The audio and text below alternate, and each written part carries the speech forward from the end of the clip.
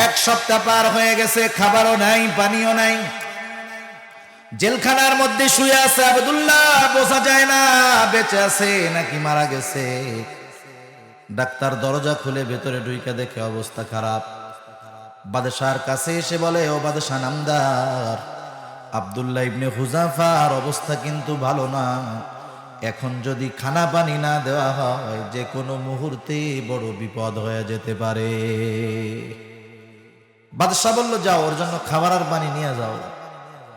কিন্তু খাবার নিবা শুকরের গোশত, পানি নিবা মদ মেশানো পানি, হালাল না হারাম। বাদশাহ আহলে কিতাব ছিলেন, খুব ভালো মতো জানে। এক সপ্তাহ আব্দুল্লাহ ইবনে হুযাফাকে খাবার দেই নাই, দৈহিক দুর্বলতা হয়েছে। এখন যদি শরীরের মধ্যে হারাম ঢুকায় দেওয়া যায়, ঈমানি দুর্বলতা এসে যাবে। আমাদের সমাজে কিছু মানুষ আছে হারাম খায়, হারাম খায়, আছে না, হারাম খোর আর কি। এরা যত ভালো খাক, এই ভালো খাইয়া যতই শক্তি হোক, কিছুটা দৈহিক শক্তি হতে পারে, কিন্তু ওগুলা ঈমানি শক্তির দিক দিয়ে জিরো জিরো জিরো। বাদশা ভালো মতো জানে হারাম খাওয়াইতে পারলে ঈমানি দুর্বলতা আসবে। আব্দুল্লাহ ইবনে হুযাফার সামনে খাবার নিয়ে যাওয়া হলো। ডাক্তার বলতেছে, আব্দুল্লাহ খানা খাও, নাইলে কিন্তু অবস্থা খারাপ। তবে শোনো, খাবার হলো শুকরের গোশত আর মদ মেশানো পানি। বলেন তো, আব্দুল্লাহ ইবনে হুযাফা দৈহিক দিক দিয়ে দুর্বল, কিন্তু ঈমানের দিক দিয়ে দুর্বল নাকি? ঈমানি পরীক্ষার একটা ধাপ আছে, স্টেজ আছে। ওই অবস্থা যদি কেউ অতিক্রম করতে পারে, এরপরে পরীক্ষা যত কঠোর হয়, ঈমান আর দমে না, ওর ঈমান তত মজবুত হয়। আব্দুল্লাহ ইবনে হুযাফার অবস্থা এইটা। এখন তার ঈমানি শক্তি আছে, বলে, ডাক্তার এগুলো সরায় ফেলো, আমার জীবনও যদি চলে যায়, হারাম খাবার আমি ঠোঁটে লাগাবো না। ডাক্তার চলে গেছে বাদশার কাছে, গিয়ে বলে, বাদশাহ ও জীবন দিবে তবু হারাম খাবে না। বাদশাহ এবার চূড়ান্ত পর্যায়ে রাগান্বিত হয়ে গেলেন। বাদশাহ বলতেছে, যাও আগামী দিন সকাল বেলায় বড় ডেকসির মধ্যে তেল গরম করবা। বাদশাহর আদেশে পরের দিন সকালে বড় পাতিলের মধ্যে তেল গরম করা হলো। ফুটন্ত তেল টকবক করতেছে। পরের দিন সকাল বেলায় বাদশাহ হাজির, আদেশ করলেন, যাও আব্দুল্লাহ ইবনে হুযাফাকে হাজির করো। আব্দুল্লাহ ইবনে হুযাফা অনাহারে এতটা দুর্বল, একা হেঁটে আসতে পারে না, দুইজনের কাঁধে ভর করে বাদশার সামনে হাজির। তেল টকবক করতেছে। আব্দুল্লাহ ইবনে হুযাফাকে ওই উত্তপ্ত তেল দেখায়া বাদশাহ বলে, আব্দুল্লাহ এখনো সময় আছে, আমার কথা মেনে নাও, নাইলে তোমার অবস্থান হবে ওই তেলের মধ্যে। একটা দ্বীনি প্রতিষ্ঠান একটা এলাকায় যদি হয়, লাভ কি জানেন?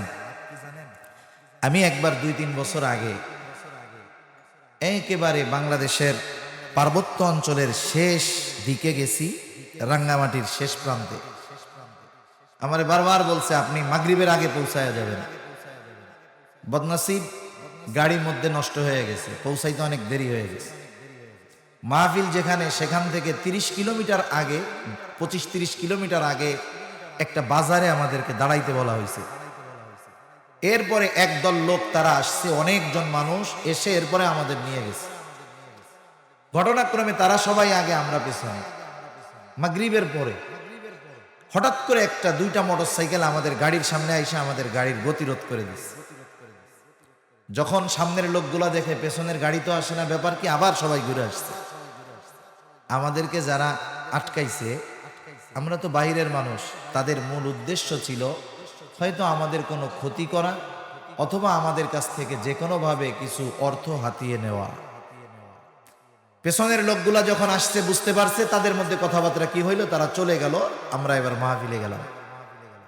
এরপরে বলতেছে, অনেক বাঙালি ওই জায়গায় আছে, বলতেছে, হুজুর এখন তো আল্লাহর কত রহমত, একটা সময় আমরা যখন প্রথমে এই জায়গায় আসছি, আসরের একটু পর পর সূর্য ডুবার আগেই দরজা আটকায় ঘরে, আর সূর্য ওঠার পরে আমরা বেরোইতাম।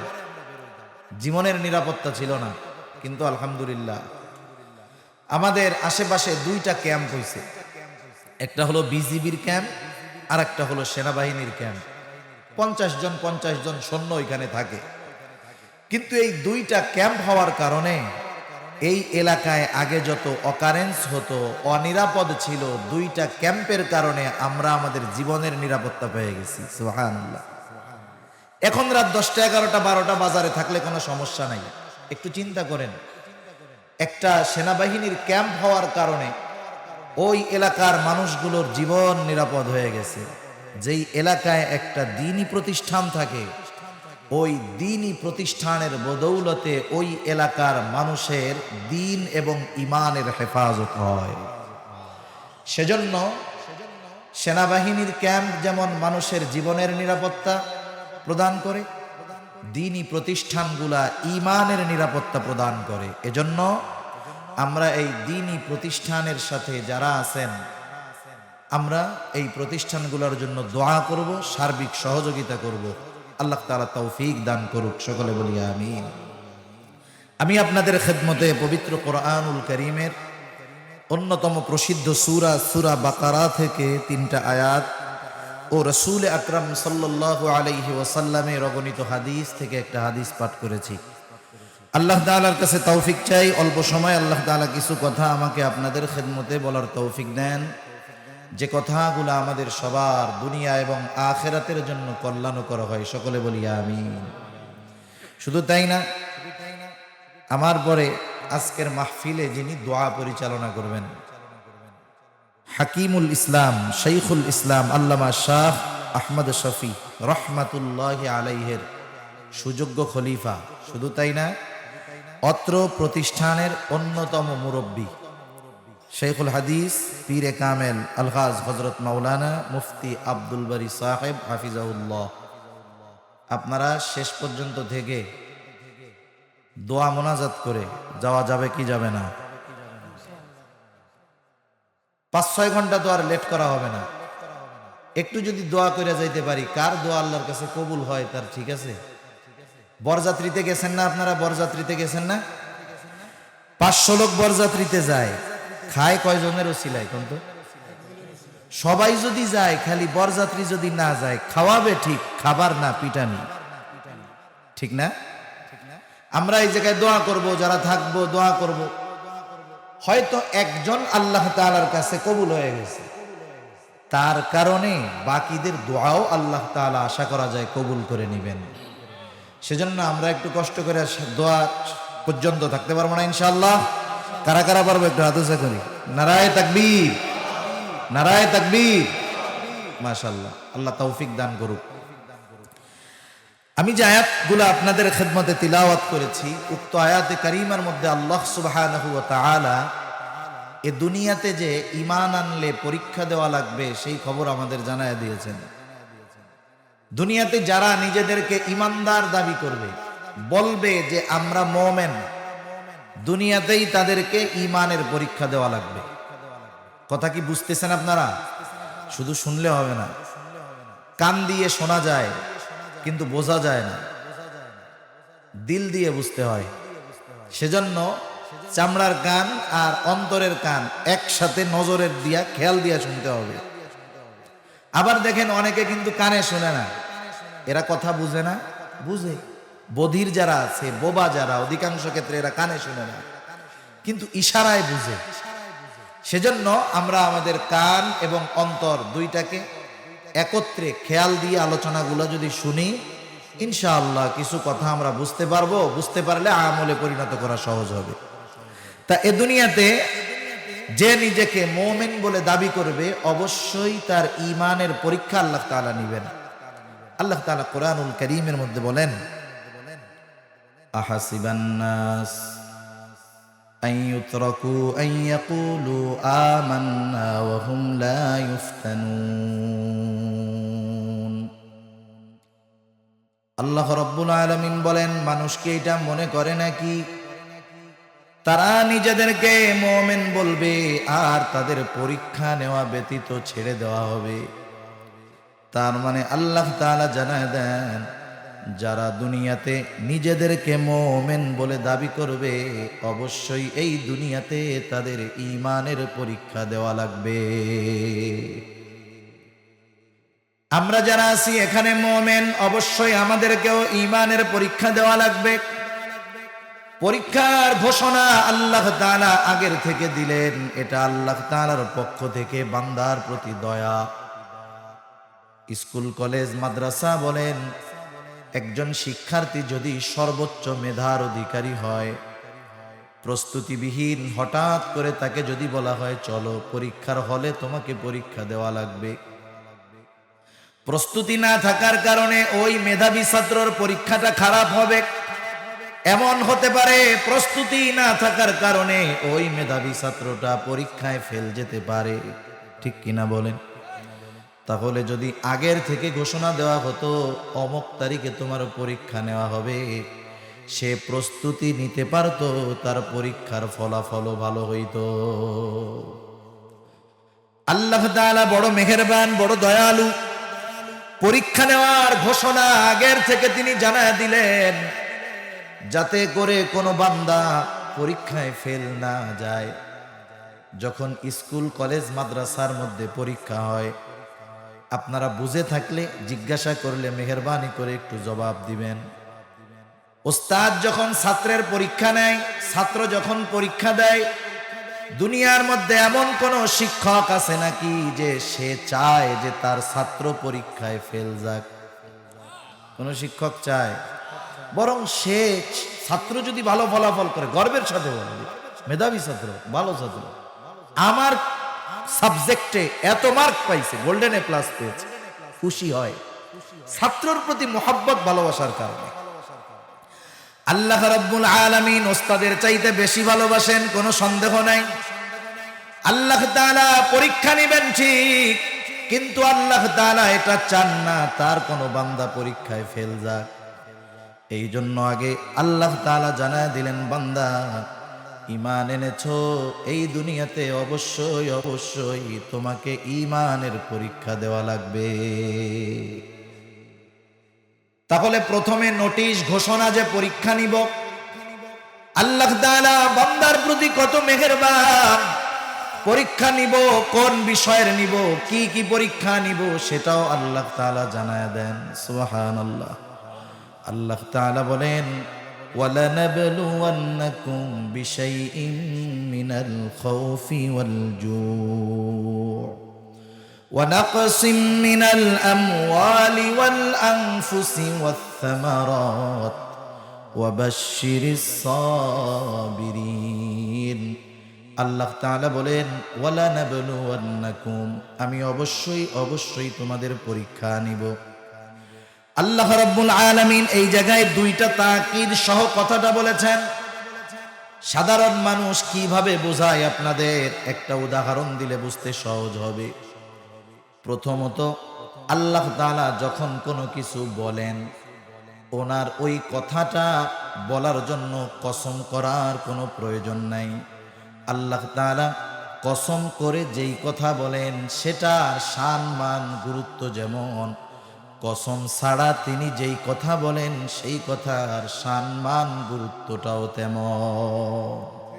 তাহলে কসম করেন কেন আল্লাহ তাআলা? কুরআনুল কারীমে অনেক জায়গায় আছে, কিছু কথা বলার আগে আল্লাহ তাআলা কয়েকটা বিষয়ের কসম করছেন। কসম করেন কেন? আমাদের খাসলাতের কারণে। আমাদের খাসলাতটা কি? একজন যদি এক কথা একজনকে বলে, সে যদি বিশ্বাস না করে, কি কয়? আল্লাহর কসম আমি এটা করছি। মানুষের স্বাভাবিক সেন্স এরকম, যখন কসম সহ কেউ কোনো কথা বলে ওই কথাটাকে বেশি গুরুত্ব দেয়, ঠিক কিনা? আল্লাহ রাব্বুল আলামিন দুইটা তাকিদ যোগ করে বললেন, ওয়ালানাবলুওয়ান্নাকুম, আমি অবশ্যই অবশ্যই তোমাদের পরীক্ষা নিব। উদাহরণ হলো, মনে করেন একজন লোক আপনাকে আমাকে বলল যে আমি আগামীকাল ঢাকা যাব। এই কথা বলার একটু পরে আবার বলল আমি অবশ্যই আগামীকাল ঢাকা যাব। এবার বলেন তো, প্রথম কথার তুলনায় পরের কথার গুরুত্ব বেশি না কম? শুধুমাত্র অবশ্যই শব্দটা যোগ করার কারণে। এখন যদি আবার সে বলে আমি অবশ্যই অবশ্যই আগামীকাল ঢাকা যাব, এবার বলেন তো আগের দুই কথার চাইতে শেষের কথার গুরুত্ব বেশি না কম? এই দুইটা তাকিদ গুরুত্ব বাড়ানোর জন্য আল্লাহ রব্বুল আলামিন আমরা জানি বিষয়টাকে অতি গুরুত্বের সাথে গ্রহণ করি।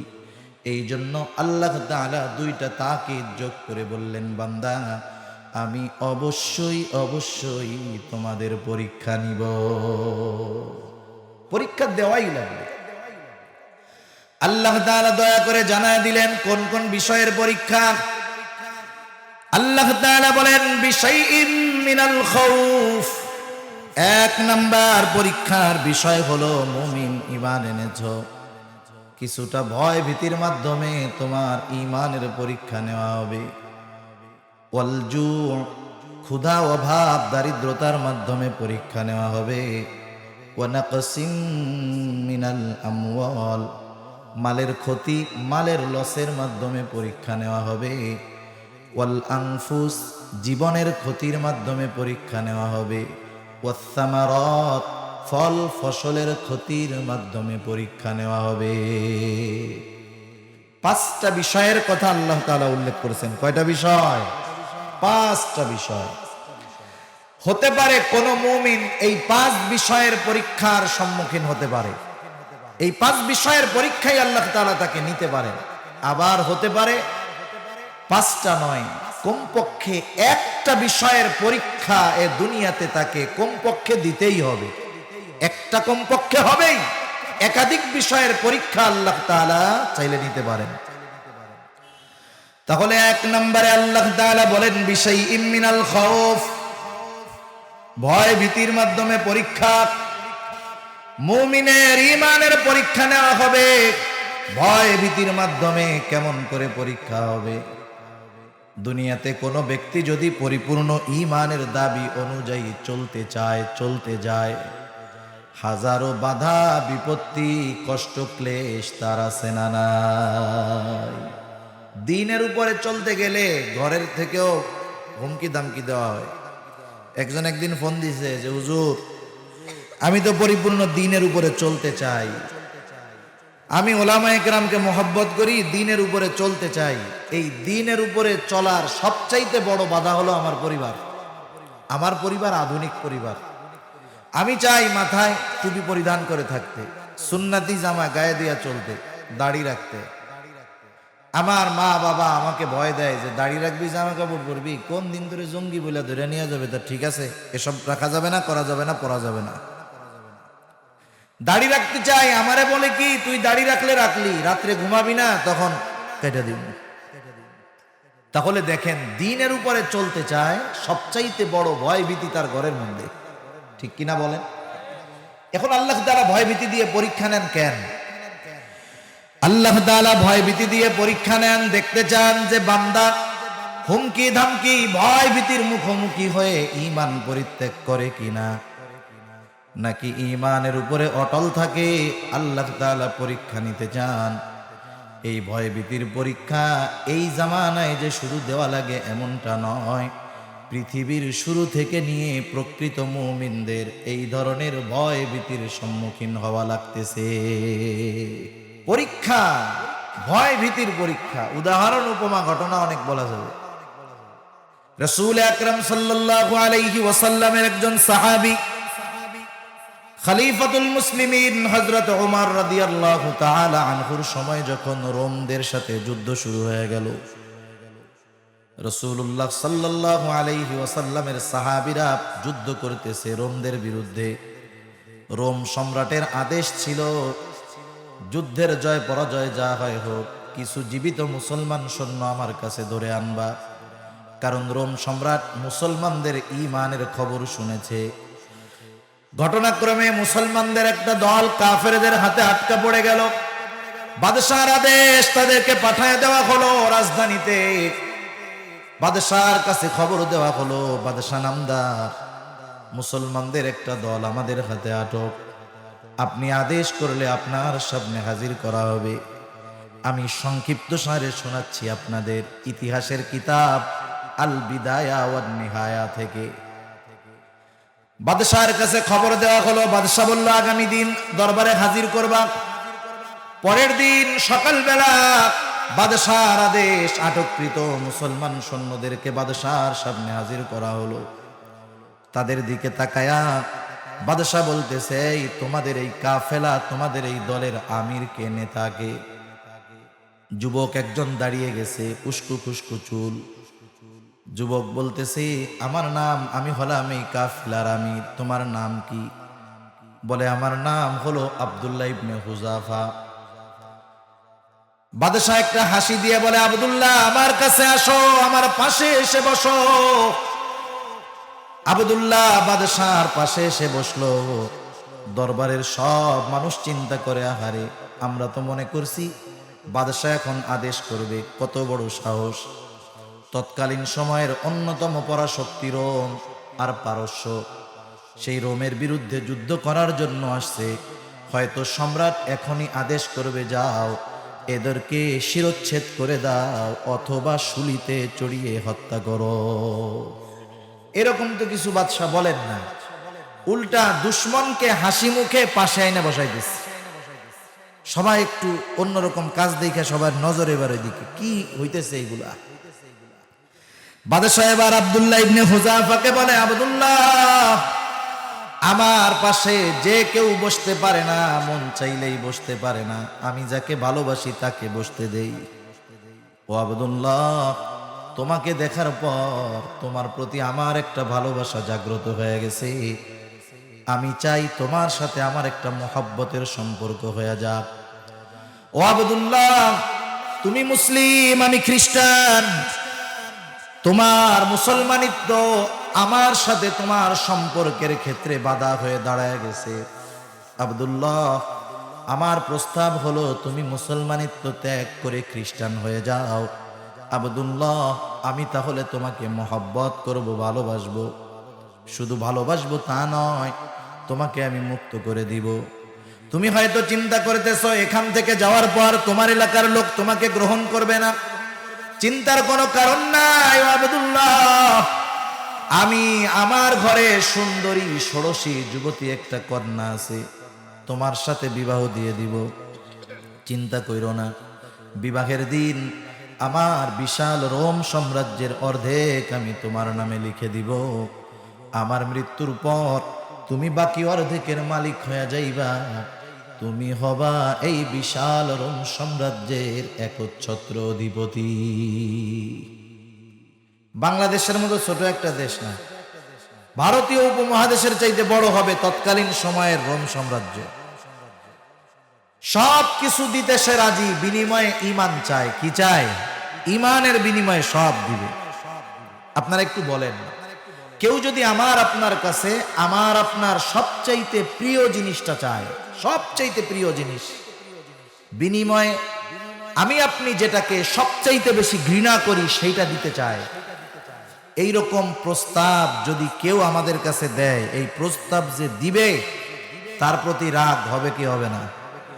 প্রচন্ড রাগ হয়ে যাবে যে আমার সবচাইতে মহব্বতের জিনিসটা চাও আর আমার সবচাইতে অপছন্দের জিনিসটা নিতে বলো, কত বড় সাহস! সাহাবায়ে কেরামের কাছে সবচাইতে প্রিয় সম্পদ ঈমান, সবচাইতে অপছন্দের বস্তু, ঘৃণার বস্তু হলো কুফর। সাহাবায়ে কেরাম দুনিয়া ছেড়ে কুফর ত্যাগ করে ঈমানকে গ্রহণ করেছে। আব্দুল্লাহ ইবনে হুযাফাকে কুফর গ্রহণ করে ঈমান ছেড়ে দুনিয়া নিতে বলা হচ্ছে। আব্দুল্লাহ ইবনে হুযাফা বসে আছে, রাগে শরীরের রক্তগুলা গরম হয়ে গেছে, শরীরের লোমকূপ দিয়ে ঘাম বের হওয়া শুরু হয়ে গেছে, চোখ দুটো রক্তবর্ণ হয়ে গেছে। বসে থাকা আব্দুল্লাহ দাঁড়ায় গেছে। বাদশার দিকে ফিরে আব্দুল্লাহ ইবনে হুযাফা ঈমানি আওয়াজে বলতেছে, এই রোমের কুকুর, তুই কি দুনিয়ার বিনিময়ে আমার ঈমান কিনতে চাস?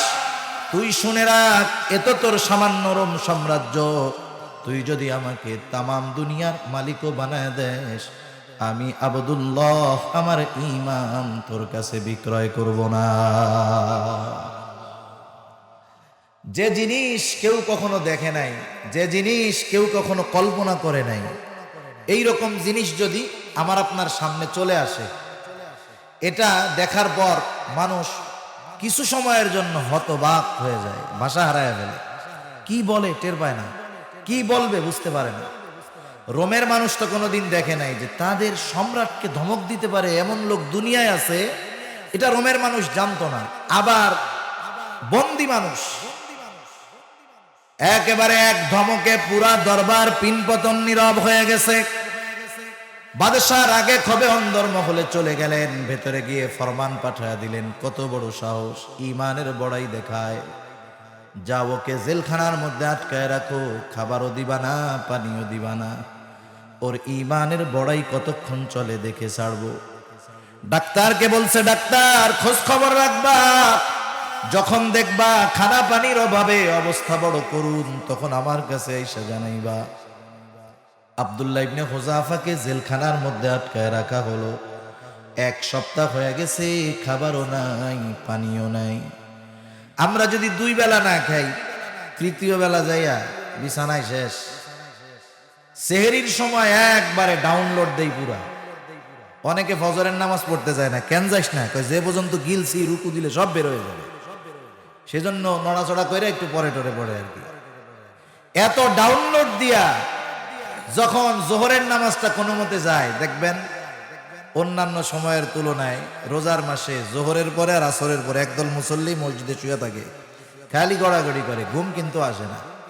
কি হয়েছে, এমন করো কেন? বলে রোজায় ধরছে, মানে খিদে লেগে গেছে।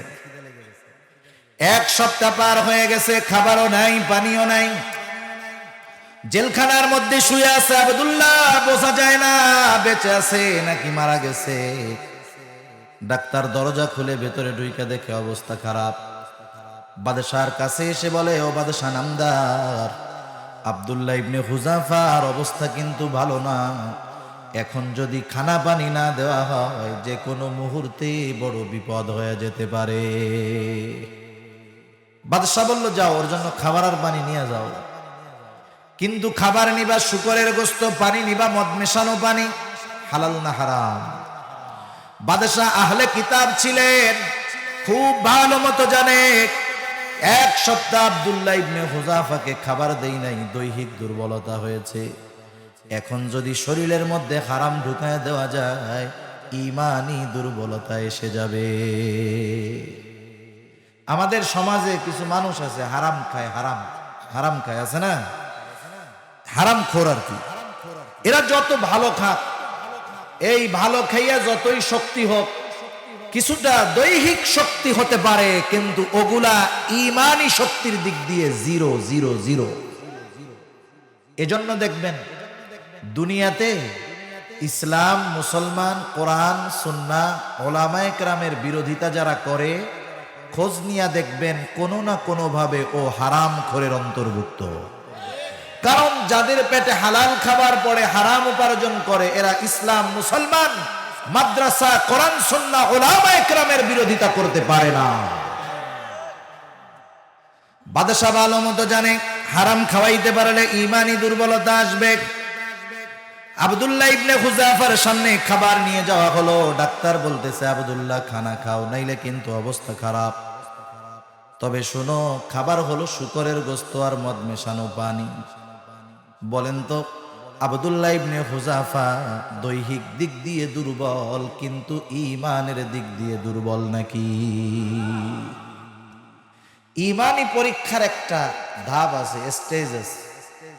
ওই অবস্থা যদি কেউ অতিক্রম করতে পারে, এরপরে পরীক্ষা যত কঠোর হয়, ইমান আর দমে না, ওর ইমান তত মজবুত হয়।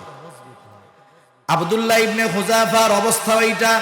এখন তার ইমানি শক্তি আছে, বলে ডাক্তার এগুলো সরায় ফেলো, আমার জীবনও যদি চলে যায়, হারাম খাবার আমি ঠোঁটে লাগাবো না। ডাক্তার চলে গেছে বাদশার কাছে, গিয়ে বলে, বাদশাহ ও জীবন দিবে তবু হারাম খাবে না। বাদশাহ এবার চূড়ান্ত পর্যায়ে রাগান্বিত হয়ে গেলেন। বাদশাহ বলতেছে, যাও আগামী দিন সকাল বেলায় বড় ডেকসির মধ্যে তেল গরম করবা। বাদশাহর আদেশে পরের দিন সকালে বড় পাতিলের মধ্যে তেল গরম করা হলো। ফুটন্ত তেল টকবক করতেছে। পরের দিন সকাল বেলায় বাদশাহ হাজির, আদেশ করলেন, যাও আব্দুল্লাহ ইবনে হুযাফাকে হাজির করো। আব্দুল্লাহ ইবনে হুযাফা অনাহারে এতটা দুর্বল, একা হেঁটে আসতে পারে না, 2 জনের কাঁধে ভর করে বাদশার সামনে হাজির। তেল টকবক করতেছে। আব্দুল্লাহ ইবনে হুযাফাকে ওই উত্তপ্ত তেল দেখায়া বাদশাহ বলে, আব্দুল্লাহ, এখনো সময় আছে, আমার কথা মেনে নাও, নাইলে তোমার অবস্থান হবে ওই তেলের মধ্যে। পরীক্ষার কঠোরতা বাড়ে না কমে? আব্দুল্লাহ ইবনে হুযাফার ঈমানি হালত বাড়ে না কমে? আব্দুল্লাহ ইবনে হুযাফা এবার বলে, না বাদশাহ না, আমি জীবন দিব তবু ঈমান ত্যাগ করব না। বাদশাহ বলে, আব্দুল্লাহ, তুমি কি জানো কি পরিণতি হবে? বাদশাহ আদেশ করলো, যাও জেলখানা থেকে একজন মুসলমান কয়েদি ধরে আনো। বাদশাহর আদেশে একজন মুসলিম কয়েদি ধরে আনা হলো। বাদশাহ আদেশ করলো, যাও একে তেলের মধ্যে ফেলে দাও। বাদশাহর আদেশে যখন তাকে ফুটন্ত তেলের মধ্যে ফালায়া দেওয়া হয়, মুহূর্তের ভিতরে হাড্ডি থেকে মাংসগুলা আলাদা হয়ে গেল, কিমা ভাজার মতো হয়ে গেছে। শাহাদাতের অমিয় সুধা পান করলো লোকটা। বাদশাহ বলে, আব্দুল্লাহ, তোমার পরিণতি অমনি হবে, আমার কথা মানো। আব্দুল্লাহ ইবনে হুযাফা বলে, বাদশাহ, আমি জীবন দিতে প্রস্তুত, তবু আমি ঈমান ছাড়ব না। বাদশাহ বলে, যাও ওরেও তেলের মধ্যে ফালায়া দাও। এবার দুইজন ধরে ধরে তাকে তেলের পাত্রের কাছে নিয়ে যাচ্ছে। এতক্ষণ আব্দুল্লাহ ইবনে হুযাফা স্বাভাবিক, কিন্তু এখন কান্না শুরু করে দিল। বাদশাহ বলে, আব্দুল্লাহ, কাপুরুষের মতো কান্না করো কেন? তোমার কি মৃত্যুর ভয় হয়? জীবনের জন্য মায়া হয় নাকি? মরার ভয়ে কান্না করো নাকি? আব্দুল্লাহ ইবনে হুযাফা বলে, না বাদশাহ, না না, আমি মৃত্যুর ভয়ে কান্না করি না। কারণ প্রকৃত মুমিন মূলত মৃত্যুকে ভয় পায় না, কারণ মৃত্যুর মাধ্যমে তো আল্লাহর সাথে মিলিত হওয়া যায়।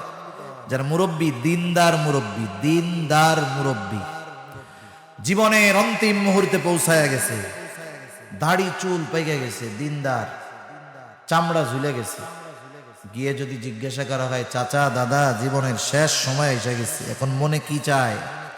দিনদার মানুষের জবাব হইল, এখন আর কিছু মন চায় না, একটু দোয়া কইরো জানি ইমানটা নিয়ে মরতে পারি, এইটাই কিন্তু চায়।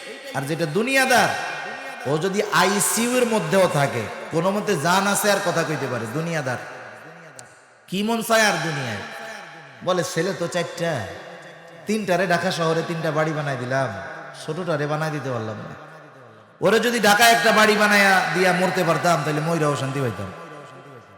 কি টেনশন মুক্ত দুনিয়াদার। আর দিনদার, সে চিন্তা করে ঈমান নিয়ে মরতে হবে, মরা ভয় না, ভয় হলো ঈমান নিয়ে মরতে পারবো কিনা। কারণ প্রকৃত মুমিন জানে মৃত্যু হলো একটা পর্দা, এপারে দুনিয়া, ঈমান নিয়ে মরতে পারলে ওপারেই আল্লাহর জান্নাত। সুবহানাল্লাহ। আর সেই মৃত্যু যদি শাহাদাতের মৃত্যু হয়, এর চাইতে সৌভাগ্যের আর কিছু হইতে পারে?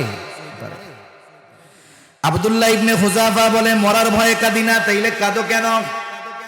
আব্দুল্লাহ ইবনে হুযাফা বলে, বাদশাহ, আমার আল্লাহ আমাকে একটা মাত্র জীবন দিয়েছে, একটা মাত্র জীবন।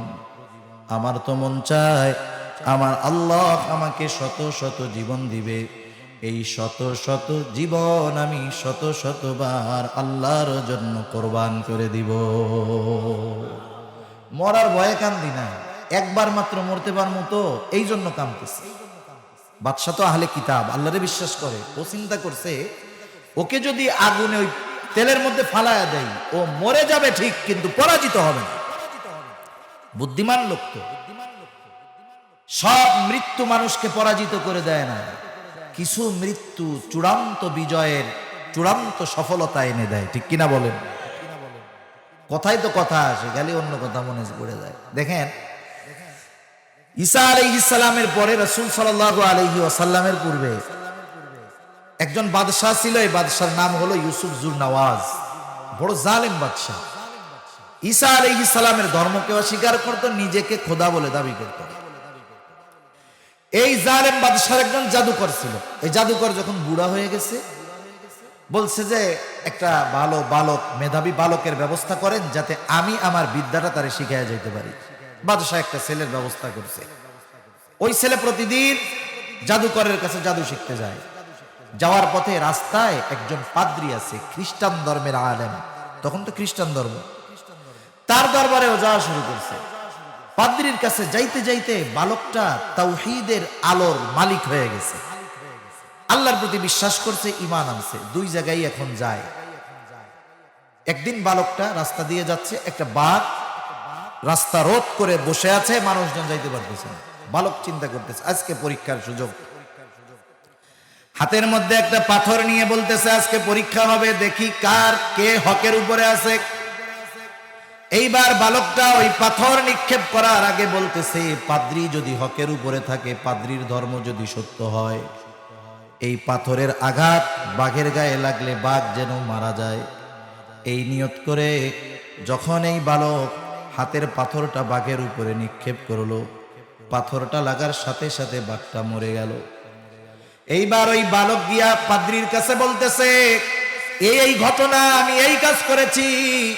এ কথা বলার সাথে সাথে বাঘটা মারা গেছে। পাদ্রী বলে, বালক, তুমি তো আল্লাহ তাআলার ফজলে আমার চাইতে উপরে চলে গেছো, তোমার ঈমান এখন পরিপূর্ণ হয়ে গেছে বালক। এখন তোমাকে অবশ্যই পরীক্ষার সম্মুখীন হওয়া লাগবে, মুসিবত আসবে, কিন্তু তুমি আমার কথা কাউকে বলো না। মুসিবত আসা শুরু হয়ে গেছে। বাদশার দরবারে একটা লোক ছিল অন্ধ, চোখে দেখতো না। আল্লাহ তাআলা ওই বালকরে এই যোগ্যতা দিয়েছে, সে অন্ধের দৃষ্টিশক্তি আল্লাহর ফজলে ফিরাইয়া দিতে পারত। ওই অন্ধ লোকটারে বলতেছে, তোমার দৃষ্টি আমি ফিরাইয়া দিতে পারি, কিন্তু শর্ত কি? আল্লাহর উপরে ঈমান আনতে হবে, আর এই বিশ্বাস করতে হবে তোমার চোখ ভালো করছে কে? আল্লাহ। যাক, আল্লাহর ফজলে তার চোখ ভালো হয়ে গেছে। পরের দিন দরবারে গেছে। এতকাল তো চোখে দেখে না, আজকে চোখে দেখতেছে। বাদশাহ জিজ্ঞাসা করতেছে, তুমি না অন্ধ ছিলা গতকালও, আজকে ভালো হইলা কেমনে? বলে, আমার আল্লাহ ভালো করছে। আরে আমি তো তোমার আল্লাহ, আমি তোমার রব, আমি তো তোমার চোখ ভালো করি নাই। কোন আল্লাহ চোখ ভালো করছে? তার উপরে জুলুম করা হলো, সে বইলা দিল ওই বালক। এইবার বালকের উপরে পরীক্ষা শুরু হয়ে গেল। বাদশাহ একদল লোক সেট করলো, যাও ওকে ওই উঁচু পাহাড়ের উপরে থেকে ধাক্কা দিয়ে নিচে ফালায়া দিবা, হত্যা করে ফেলবা। লোকজন নিয়ে গেছে তাকে মারতে। পাহাড়ের মধ্যে কম্পন শুরু হয়ে গেছে। যারা তাকে নিয়ে গেছে তারা পড়ে মরে শেষ। বালক সুস্থ অবস্থায় বাদশার দরবারে হাজির। বাদশাহ দেখা বলে, কি অবস্থা? এইবার আরেক দলকে দিছে, যাও একে নৌকায় নিয়ে গভীর সমুদ্রের মধ্যে নিয়ে ফালায়া দিবা। ওই দল লোক তারে নিয়ে গভীর সমুদ্রে গেছে। আল্লাহর ফজল, যারা মারতে গেছে তারা মরে শেষ। যুবকটা সুস্থ অবস্থায় বাদশার দরবারে হাজির। বাদশাহ অবাক। বালক বলে, বাদশাহ, তুমি যদি আমাকে মারতে চাও, তুমি তোমার পদ্ধতিতে আমাকে মারতে পারবা না, আমি তোমার পদ্ধতি শিখায়া দেই। আমার কথা অনুযায়ী যদি তুমি কাজ করো, আমাকে তুমি মারতে পারবা।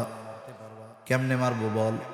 বলে, শোনো, নির্দিষ্ট একটা দিনে সব মানুষকে তুমি আহ্বান করবা, ডাকবা। সব মানুষের উপস্থিতিতে তুমি যদি বিসমিল্লাহি রব্বিল গোলাম এই কথা বলে আমারকে তীর নিক্ষেপ করো, তাহলে ওই তীরের আঘাতে আমি মারা যাব। বাদশাহ চিন্তা করতেছে, যা হয় হোক, ওরে তো মারা গেল। নির্দিষ্ট দিনে লক্ষ মানুষের সমাগম। যুবক বালকটা দাঁড়ায় আছে সবার মাঝে। এইবার বলতেছে, মারো তীর। কি বইলা মারতে হবে? বিসমিল্লাহি রব্বিল গোলাম, এই বালকের রবের নামে তীর মারতেছি। যখন বালকের দিকে তীর মারা হলো, বালক তীরের আঘাতে মারা গেল। উপস্থিত লক্ষ জনতা সমস্বরে উচ্চারণ করলো, আমানতু বিরব্বিল গোলাম। তারা বলল, আমরা এই বালকের রবের উপরে ঈমান আনলাম। তারা সব তাওহীদের আলোয় আলোকিত হয়ে গেল। বলেন তো, যুবকটা মারা গেল ঠিক, কিন্তু সে কি পরাজিত হয়েছে নাকি? হয় নাই। ও মারা গেছে ঠিক, লক্ষ মানুষ তার মৃত্যুর কারণে ঈমানদার হয়ে গেছে। সুবহানাল্লাহ। সেজন্য মানুষ মরে গেলেই পরাজিত হয় না। পরাজিত কখন হয়? পরাজিত হয় তখন যখন সে তার আদর্শ বিচ্যুত হয়ে যায়।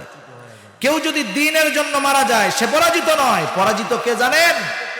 আমাদের এই তরুণ প্রজন্ম যারা ব্রাজিল আর্জেন্টিনার পতাকা উড়ায়, গভীর রাত্রে দল জয়ী হলে উচ্চ আওয়াজে গাধার স্বরের মতো মিছিল দেয়, এই যুবকগুলা সব পরাজিত। এই রকম মুসলমানের ঘরে ওই রকম যুবক যদি 1000 কোটি থাকে, কাফের একটারেও ভয় পায় না। কাফের তো ওই একজন মুমিনকে ভয় পায় যে হকের পক্ষে বলিষ্ঠ কণ্ঠে মানুষের কাছে তাওহীদের বাণী পৌঁছায়া দেয়, ঠিক কিনা বলেন? কাফেররা এইগুলারে মরা মনে করে, গণনাই ধরে না এগুলা। খালি ওইগুলার বাপ দাদার ভোটার আইডি কার্ডে মুসলমান আছে, এগুলা বেঁচে থাকলেও জিন্দা লাশ। এজন্য আমি যদি আমার আদর্শ বিক্রয় করে দিয়ে আদর্শ বিচ্যুত হয়ে বেঁচে থাকি, আমি পরাজিত। আর যদি দ্বীনের উপরে থাকতে গিয়ে আমাকে যদি কষ্ট করতে হয়, মরতে হয়, আমি আপনি জয়ী, ঠিক কিনা বলেন? বাদশাহ তো বুঝতে পারছে ওরে যদি মেরে ফেলি ও মরে যাবে, ঠিক, পরাজিত হবে না। এবার বাদশাহ বুঝতে কাজ হবে না। বাদশাহ এবার বলতেছে, আবদুল্লাহ, তোমাকে আমি মুক্ত করে দিব, আমার একটা শর্ত শোনো। আরবের রীতি অনুযায়ী আমার কপালে একটা চুমা দাও, তোমারে মুক্ত করে দিব। আব্দুল্লাহ ইবনে হুযাফা চিন্তা করতেছে, বাদশাহর কপালে আমি চুম্বন করব, তবে নিজের জীবনের বিনিময়ে নয়। এইবার আব্দুল্লাহ ইবনে হুযাফা বলে, বাদশাহ, আমি তোমার কপালে একটা চুম্বন করতে পারি, শর্ত হলো তোমার জেলখানায় যত মুসলিম কয়েদি আছে সব ছেড়ে দিতে হবে। বাদশাহ বলে, সব ছেড়ে দিব, তবু একটা চুম্বন আমার কপালে করো। একটু চিন্তা করেন, একটু আগে আমাদের পরিভাষায় মৃত্যুর মুখ থেকে সে আসছে, তেলের মধ্যে ফালায় দিবে সেই অবস্থা, কিন্তু এই ভয়কে পরোয়া না করে ঈমানের উপরে থাকার কারণে চূড়ান্ত বিজয় আব্দুল্লাহ ইবনে হুযাফার হয়েছে, ঠিক কিনা বলেন? ঈমানের পরীক্ষা এমন, যদি টিকে থাকা যায় চূড়ান্ত বিজয় মুমিনের হবে। এজন্য দুনিয়াতে ভয় ভীতি দিয়ে আল্লাহ পরীক্ষা নেবেন। পরীক্ষা কি? যে ঈমান বিচ্যুত হয়ে যায় কিনা আমরা। পরীক্ষার 2 নম্বর পদ্ধতি ওয়াল জু', ক্ষুধা, অভাব, দারিদ্রতা। আল্লাহ তাআলা এগুলার মাধ্যমে পরীক্ষা নেন। আমাদের স্বাভাবিক বিষয় হলো, আমরা যদি সম্পদের মালিক হই, সম্পদটাকে নেয়ামত মনে করি।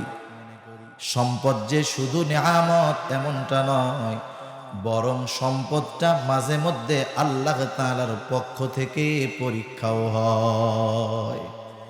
মানে যে টাকা পয়সার মালিক মনে করে আল্লাহ শুধু নিয়ামতই দিছে, টাকা পয়সা দিয়েও যে আল্লাহ পরীক্ষা নেয়, এটা মানুষ চিন্তা করে না, আমরা করি না। তো আল্লাহ বলেন, ইন্নামা আমওয়ালুকুম ওয়া আওলাদুকুম ফিতনাহ, নিশ্চয়ই সন্তান সম্পদ এগুলা তোমাদের জন্য পরীক্ষা। কিন্তু অভাব দারিদ্রতা যদি আসে, আমরা এটাকে কখনো নিয়ামত মনে করি না। অভাব যদি আসে, এটাকে আমরা শুধু মুসিবত মনে করি। অভাব দারিদ্রতা এটাও অনেক সময় নিয়ামত হয়। কারুনের নাম শুনছেন না? কারুন যখন সম্পদের মালিক হচ্ছে, দিন যায় শুধু সম্পদ বাড়ে আর বাড়ে। কারুনের বন্ধুরা আল্লাহকে বলে, আল্লাহ, আপনি কারুনরে এত ভালোবাসেন, এত সম্পদ ওরে দিলেন, আমাদের ভালো ভালোবাসেন না, আমাকে সম্পদ আর দেনও না। দুনিয়ার একদল মানুষ এটা মনে করে, এক আল্লাহর বান্দা নামাজ কালাম ঠিক মতো পড়ে, কিন্তু অভাব কষ্ট ক্লেশের মধ্যে আছে। তার প্রতিবেশী নামাজ কালাম পড়ে না, নাফরমানি করে, কিন্তু সম্পদের মালিক আছে না এরকম অনেকে। এই সম্পদওয়ালা কি কয় জানেন? আরে বেটা, খাস তুই, মোটা হই আমি।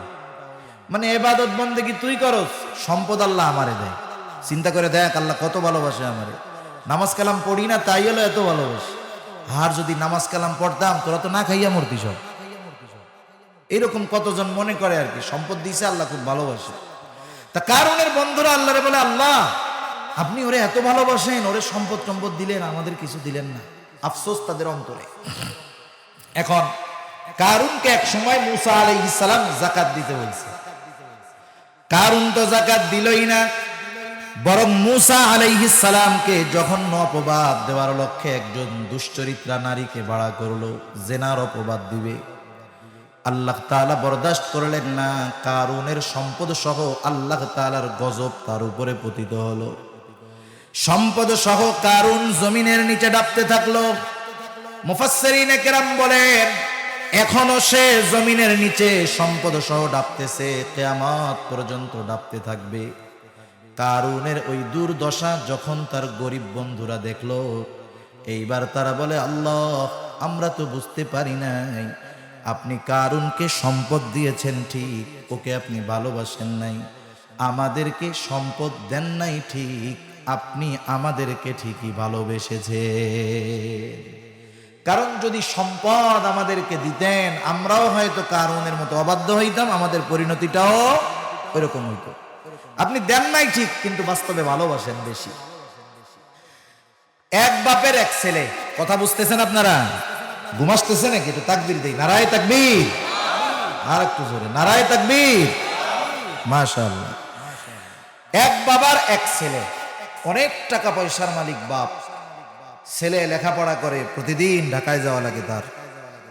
বন্ধু বান্ধব মিলা বলে, বেটা তুমি এই লোকাল গাড়ি আর ইজি বাইক সিএনজিতে ওঠো, তোমার বাবার টাকার অভাব নাই, তোর বাবা তো তোরে চাইলে হেলিকপ্টার কিনে দিতে পারে, তাই হেলিকপ্টার চাওয়ার দেওয়ার দরকার নাই, তুই তোর বাবার কাছে একটা R15 মোটরসাইকেল চাই। এইবার ছেলে এসে বাপকে বলতেছে, আব্বা সবই তো আমার, একটা মাত্র ছেলে আপনার আমি, গাড়ি বাড়ি দোকানপাট কোনো কিছুর অভাব নাই, আব্বা আমার একটা মোটরসাইকেল কিনা দেন। এই কথা বলার সাথে সাথে বাপ এক ধমক দিয়ে বলে, সর এই জায়গায় থেকে, লাথি দিয়ে ঘরের থেকে বের করে দিবে, কোনো মোটরসাইকেল হবে না। এক ধমক দিয়ে বাপ বের করে দিছে। এখন বাপ কি চিন্তা করছে, ছেলে গিয়া বন্ধুদের কাছে মুখটা কালো হয়ে গেছে, আর মনে মনে বলতেছে, আরে আব্বা আপনি আমারে ভালোবাসেন না। এখন বাপ চিন্তা করছে, ছেলে মাত্র একটা, এক ছেলের যদি মোটরসাইকেল কিনে দেয়, এটা তো মোটরসাইকেল না, এটা হলো মরণ সাইকেল। অ্যাক্সিডেন্ট একবার করলেই শেষ, জিন্দেগি শেষ, আমার বংশে বাতি দেওয়ার লোক থাকবে না। এই চিন্তা কইরা বাপ এক ধমক দিয়া বের করে দিছে, কিনে দেয় নাই। এখন বলেন, বাপ যে মোটরসাইকেল কিনে দিল না, ধমক দিল, কষ্ট পাইল ছেলে, বাপ কি কিপটামি কইরা কাজটা করছে না ভালোবাসার কারণে করছে? তাহলে চিন্তা করে দেখেন, বাপ ভালোবাসা দেয় নাই। অনেক সময় আল্লাহ তাআলা বেশি ভালোবাসা অনেক ইমানদার বান্দারে সম্পদ দেয় না। সেজন্য সম্পদ না পাইলেই একথা বলার কোনো সুযোগ নাই যে আল্লাহ ভালোবাসেন না। তা যাই হোক, যে কথার থেকে গেলাম, যে আল্লাহ রাব্বুল আলামিন অনেক সময় দারিদ্রতা অভাব দিয়ে পরীক্ষা নেন। 3 নাম্বার, ওয়া নাকসিম মিনাল আমওয়াল, মালের লস, মালের ক্ষতির মাধ্যমে আল্লাহ তাআলা পরীক্ষা নেন। ওয়াল আনফুস, জীবনের ক্ষতির মাধ্যমে আল্লাহ তাআলা পরীক্ষা নেন। মুফাসসিরিনে কেরাম বলেন, জীবনের ক্ষতি এটা দুই ভাবে হতে পারে, একটা হলো নিজের জানের ক্ষতি, আর একটা হলো আপনজনের জানের ক্ষতি। একটা নিজের জানের ক্ষতি, আর একটা সন্তান মা বাবা তাদের জানের ক্ষতি। 4 নাম্বার, 5 নাম্বার আল্লাহ তাআলা বলেন, ওয়াসসামারাত, ফল ফসলের ক্ষতি দিয়ে মুমিনের ঈমানের পরীক্ষা নেওয়া হবে। জমিনে ধান লাগাইছে, ধান লাগায় নাকি আপনাদের এদিকে আছে না ধান? একেবারে পাইকা হলুদ হয়ে গেছে। জমির মালিক যে, সে তো বুঝে যে আমার 1 বিঘত জমিতে এই পরিমাণ ধান, সে চিন্তা করতেছে যে পরিমাণ ধান লোক নিয়ে ধানগুলো কাইটা বাড়ি নিয়ে আসবো। এই চিন্তা যখন করতেছে, আকাশে মেঘ ডাকা শুরু, একটু পরে বাতাস, ঝড়, বৃষ্টি, আবার শিলও পড়ে। এখন বলেন তো, পাকা ধানের উপরে যদি শিলাবৃষ্টি হয়, ধান তো বহুত দূর, খেয়ারও তো খুঁজে পাওয়া যাবে না, ঠিক না?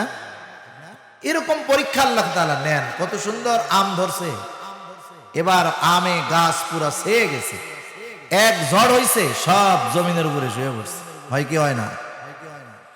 আল্লাহ তাআলা এইভাবে পরীক্ষা নেন, মুসিবত দিয়ে আল্লাহ তাআলা পরীক্ষা নেন।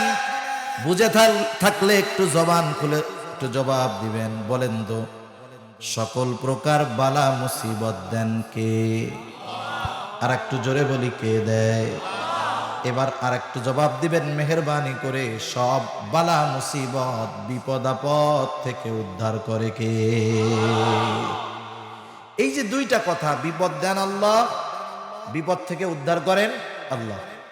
প্রথম কথা মুখে আমরা বললাম, অন্তরের বিশ্বাসও 100% ঠিক আছে, কিন্তু দ্বিতীয় কথাটা যে বিপদ থেকে উদ্ধার করেন আল্লাহ, এটা মুখে যতটুকু বলি অন্তরে ততটুকু বিশ্বাস নাই।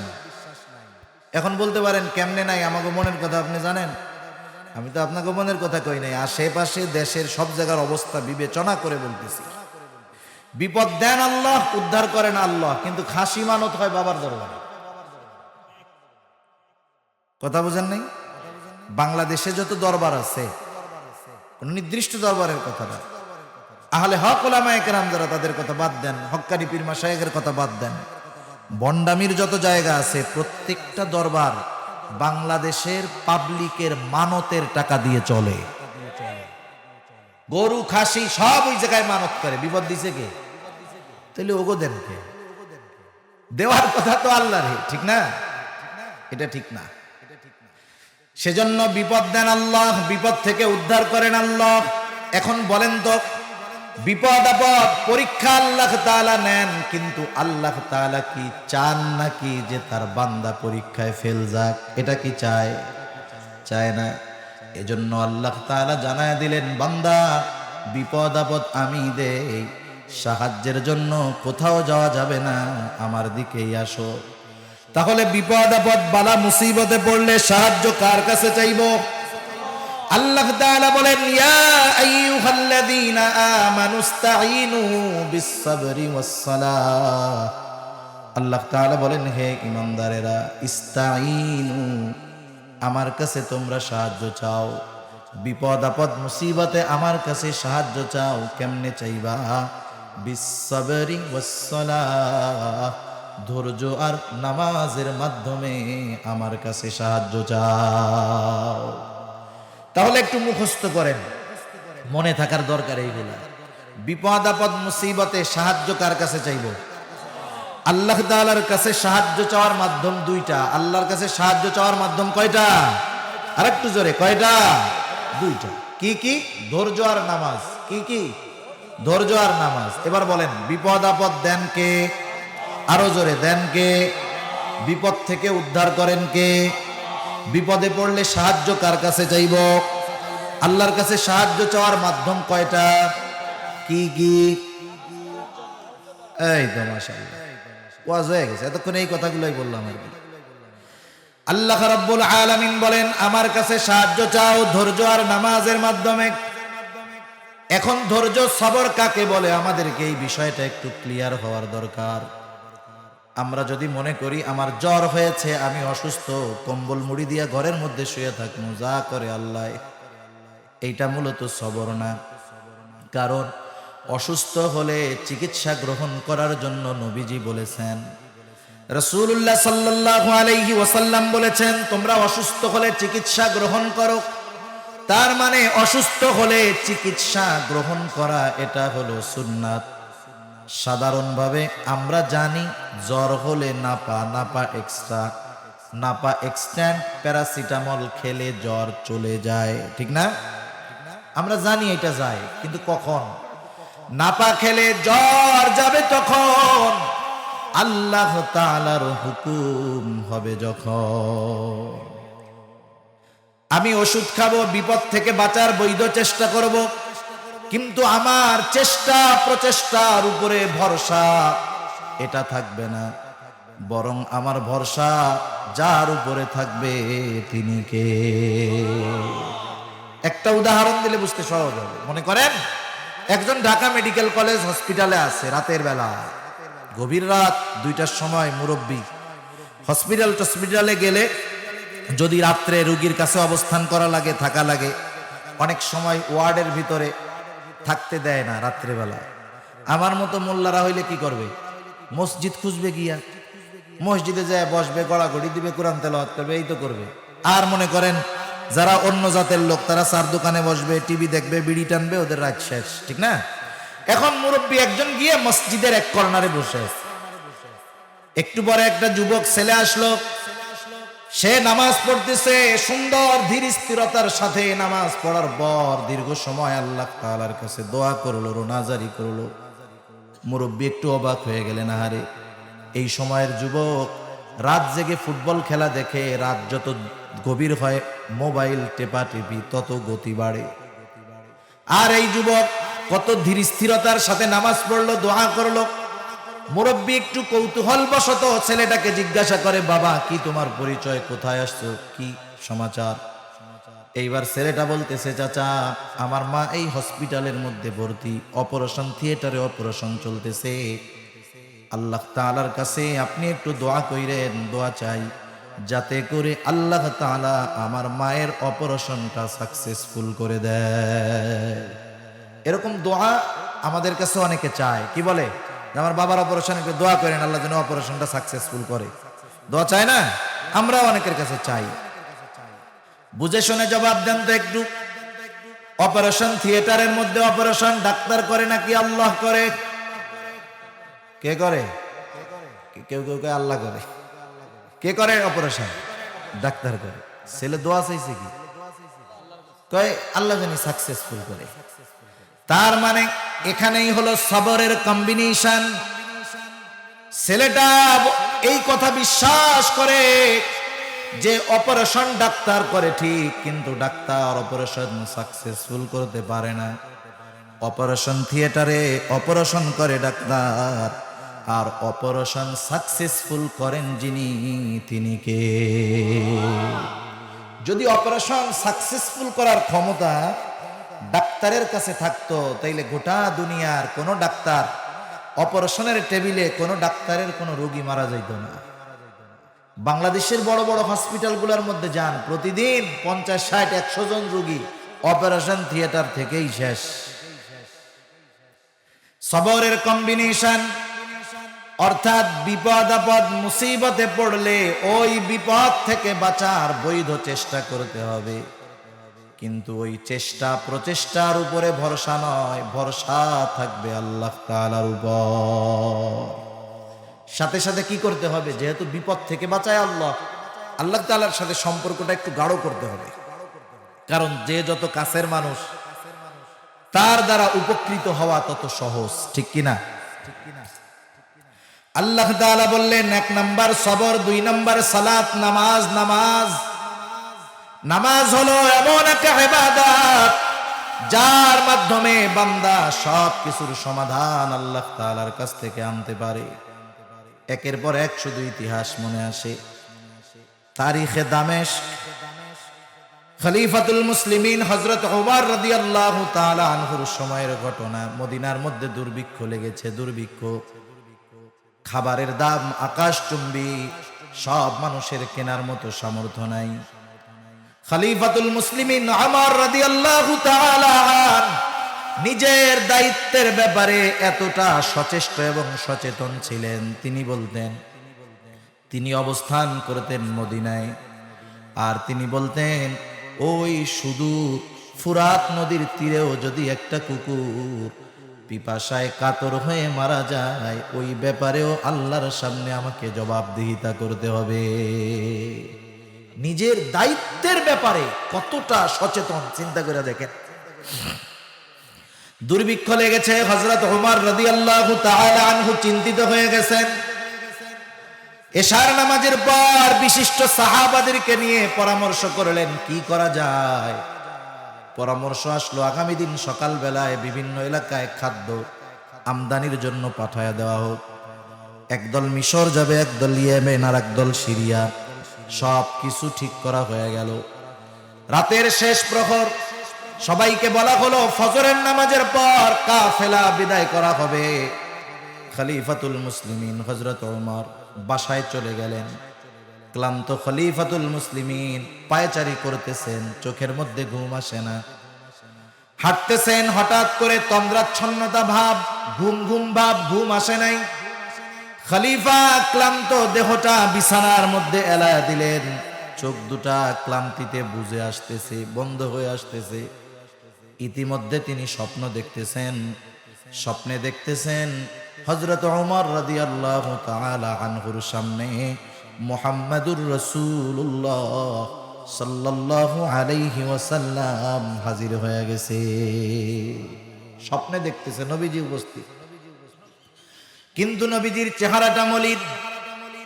খলিফাতুল মুসলিমিন জিজ্ঞাসা করতেছে, ইয়া রাসূলুল্লাহ, আপনার চেহারাটা কেন মলিন দেখা যায়?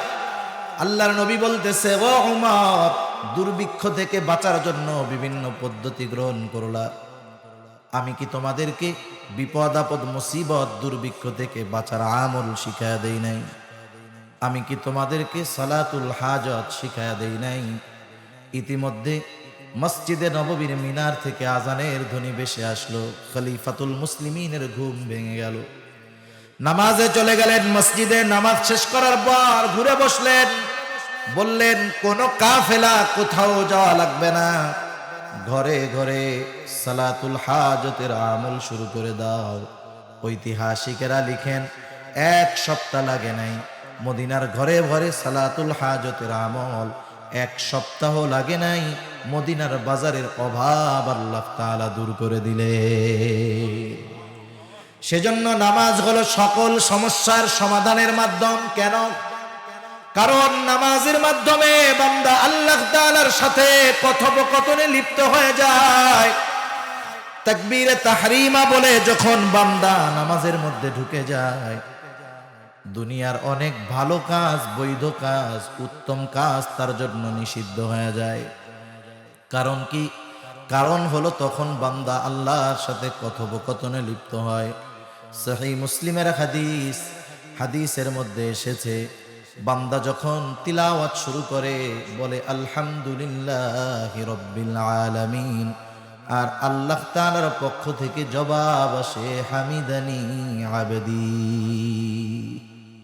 বান্দা আল্লাহর প্রশংসা করে আর আল্লাহ তাআলা বলে হামিদানি আবদি, আমার বান্দা আমার প্রশংসা করছে। সুবহানাল্লাহ। প্রত্যেকটা আয়াত সে পড়ে আর আল্লাহ তাআলা তার ওই তিলাওয়াতের জবাব দেয়। বান্দার সাথে আল্লাহর কি চলে? কথোপকথন চলে। এরপরে বান্দা রুকু করে সিজদার মধ্যে যায়, আল্লাহ তাআলা বলেন ওয়াসজুদ ওয়াকতারিব, সিজদা করো আর নৈকট্য অর্জন করো। নামাজের মাধ্যমে বান্দা আল্লাহর সবচাইতে নৈকট্য অর্জন করে।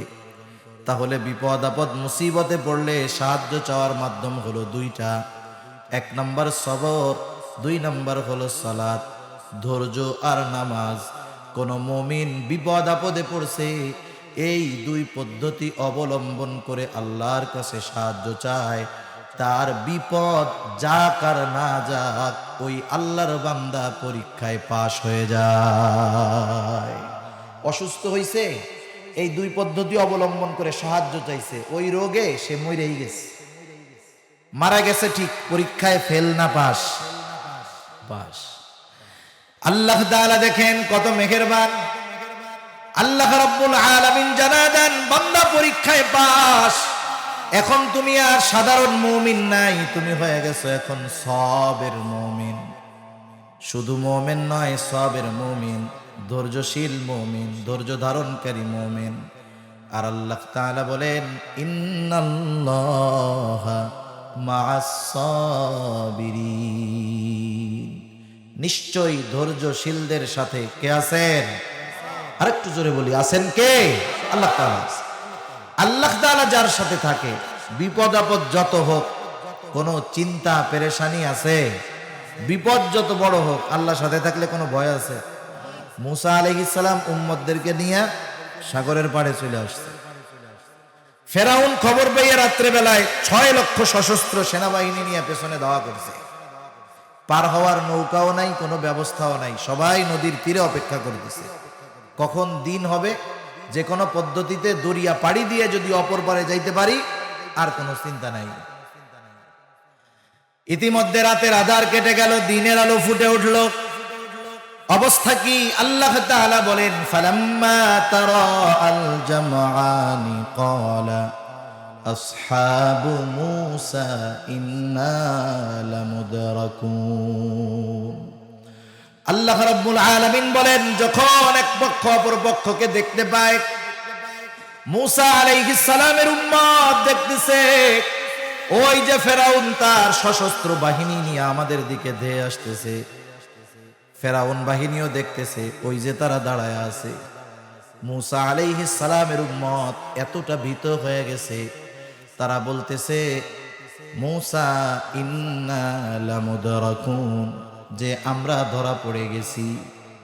একটু বলেন তো, সৈন্য সামন্ত অনেক দূরে, এখনো কি ধরা পড়ছে নাকি?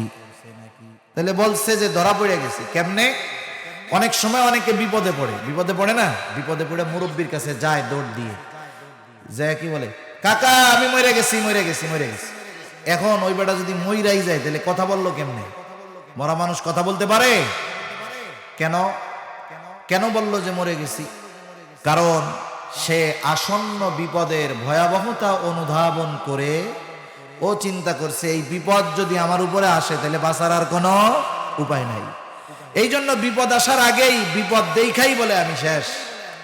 মুসা আলাইহিস সালামের উম্মত ধরা পড়ে নাই, কিন্তু ওরা চিন্তা করতেছে এতকাল তো বাইচা ছিলাম, গোলামি করছি তাও ভালো, আজকে তো ফেরাউন শেষ করে দিবে সবগুলারে মাইরা। এই জন্য বলতেছে মুসা আমরা ধরা পড়ে গেছি। মুসা আলাইহিস সালাম বনি ইসরাইলদের নেতা, প্রত্যেকটা নবী তার উম্মতের অরিজিনাল নেতা, প্রত্যেকটা নবী তার উম্মতের অরিজিনাল নেতা। দুনিয়ার নেতার নেতৃত্বের ছায়ায় না আসলে জাহান্নামে যাওয়া লাগবে না, কিন্তু নবীজির নেতৃত্বের ছায়াতলে না আসলে জান্নাতে যাওয়া যাবে না। ঠিক কিনা বলেন? সেজন্য দুনিয়ায় কারে নেতা বানাইলেন সেটা পরের কথা, কিন্তু অরিজিনাল নেতা হবে মুহাম্মাদুর রাসূলুল্লাহ সাল্লাল্লাহু আলাইহি ওয়াসাল্লাম। যে ব্যক্তি দুনিয়াতে নবীজি সাল্লাল্লাহু আলাইহি ওয়াসাল্লামকে নেতা হিসাবে মানতে পারবে, দুনিয়ার কোন ব্যক্তিকে সে নেতা হিসাবে গ্রহণ করবে এ ব্যাপারে তার আর কোনো চিন্তা নাই।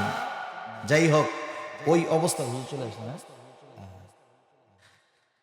যাই হোক, আলহামদুলিল্লাহ হুজুর চলে আসছে, আমি আর আলোচনা লম্বা করব না। একটু কথা শেষে শুধু বলি যে আল্লাহ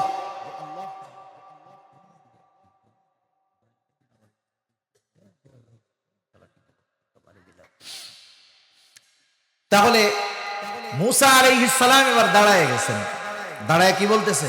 বক্তব্য দিচ্ছে। উম্মত তো ভয় ভীতির মধ্যে আছে, উম্মত তো ভয় ভীতির মধ্যে আছে। আর মুসা আলাইহিস সালাতু ওয়াস সালাম উম্মতকে বক্তব্য দিচ্ছেন, জানায়া দিচ্ছেন যে তোমরা বলতেছো যে ধরা পড়ে গেছি। আল্লাহ সুবহানাহু ওয়া তাআলা, আর অল্প সময়, আমি আপনাদের কষ্ট দিব না বেশি সময়। মুসা আলাইহিস সালাম কি বলতেছেন? তারা বলছে ধরা পড়ে গেছে। মুসা আলাইহিস সালাম বলেন কাল্লা ইন্না মাইয়া রাব্বি সায়াহদিন। তারা বলল মুসা ধরা পড়ে গেছি, আর মুসা আলাইহিস সালাম বলেন কাল্লা, কখনোই ধরা পড়ব না। তারা যে আমাদেরকে কখনোই ধরতে পারবে না এর কারণ হিসাবে মুসা আলাইহিস সালাম বলেন ধরা পড়ব না, এর কারণ হলো ইন্না মাইয়া রাব্বি, আমার সাথে কে আছে? আমার রব আছে। সেজন্য আল্লাহ তাআলা যদি সাথে থাকেন, বিপদ যত ভয়াবহ হোক না কেন উদ্ধার করেন কে? আল্লাহ তাআলা উদ্ধার করেন।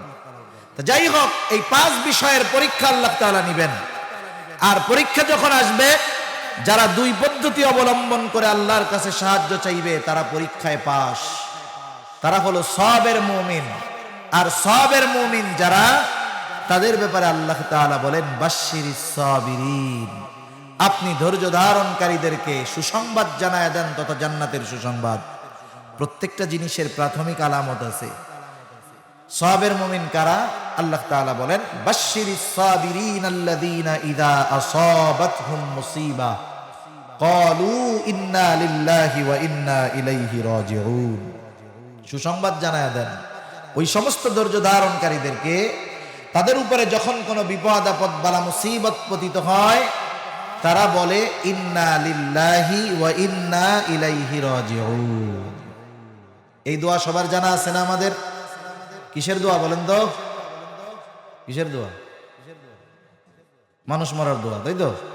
হ্যাঁ, এক জায়গায় জিজ্ঞাসা করছি, অধিকাংশ মানুষ বলে এই দোয়া হলো মানুষ মরার দোয়া। না, যত বিপদ আপদ মুসিবত আছে সব বিপদ আপদ বালা মুসিবতে এই দোয়া পড়ার শিক্ষা দিয়েছেন কে?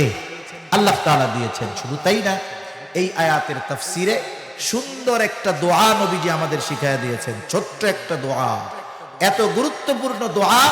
নবীজি বলেন বিপদ আপদ মুসিবতে পতিত হয়ে কোন মুমিন যদি ওই দোয়া পাঠ করে, বিপদ আপদ মুসিবতে সে যা হারায় তার চাইতে উত্তমটা আল্লাহ তাআলা তাকে ফিরায়া দেয়। সুবহানাল্লাহ। এই দোয়াটা আমরা মুখস্থ করতে রাজি আছি কারা? সামনে যারা আছেন একটু হাত উঁচা করেন। নারায়ে তাকবীর। শিখতে রাজি আছি তো? শিখা আমল করবো ইনশাল্লাহ, করা যাবে না? মাশাল্লাহ, আমরা হাত নামাই। আমি দোয়াটা বলার আগে এক দুই মিনিট দোয়াটা বলার আগে এই দ্বীনি প্রতিষ্ঠান শুরুতেই বলছি, আর্মির ক্যাম্প যেমন মানুষের জীবনের নিরাপত্তার কারণ হয়, এই দ্বীনি প্রতিষ্ঠানগুলা মানুষের ঈমান হেফাজতের দুর্গ হিসাবে কাজ করে। সেজন্য যেহেতু আমার জিন্দেগীর সবচাইতে বড় সম্পদ ঈমান, এই ঈমান হেফাজতের দায়িত্বে যারা নিয়োজিত আছে তাদের উপরেও তো আমাদের কিছু দায়িত্ববোধ আছে, ঠিক কিনা বলেন? আপনারা সেই দায়িত্ববোধ দোয়ার মাধ্যমে, দাওয়ার মাধ্যমে করতেছেন, আলহামদুলিল্লাহ। আমাদের